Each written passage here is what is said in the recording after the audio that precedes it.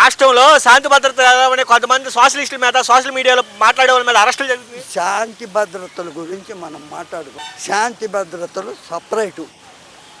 Police వ్యవహారం, పోలీసుది law and order అది చాలా పవర్ఫుల్ అయింది.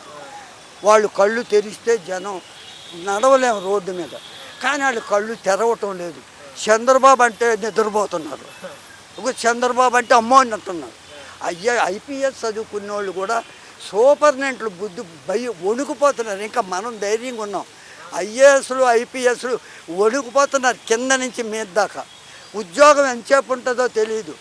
ఒక డిఎస్పి ఉద్యోగం ఉంటుందో లేదో తెలియదు. కూలోళ్ళు లేడు, రైల్వే కూలోళ్ళలాగా తక పో రా డిస్మిస్, నిన్ను అక్కడికి పంపించాం, వాడు ఇస్తాడు పోస్టింగ్, పో. ఆడు పోస్టింగ్ ఇవ్వడం, ఈడు మార్చితే ఆడు పోస్టింగ్ ఇవ్వడం, ఆడు గాలిలో జరగాల్సిందే. వాళ్ళు కుక్క పాటలు పడుతున్నారు ఐఏఎస్ ఐపీఎస్ వాళ్ళు. ఇక వాళ్ళ గురించి అడక, అది వాళ్ళకి పెద్ద అసోసియేషన్ ఉంది.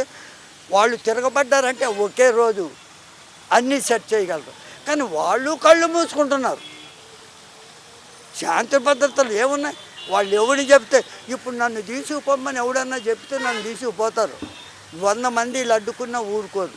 అది కాబట్టి శాంతి భద్రతల గురించి ఆ పోలీస్ డిపార్ట్మెంట్ గురించి కూడా అడగదు. అది సపరేట్ పవర్ఫుల్ డిపార్ట్మెంట్. కోర్టు ఎంతో వాళ్ళంతా.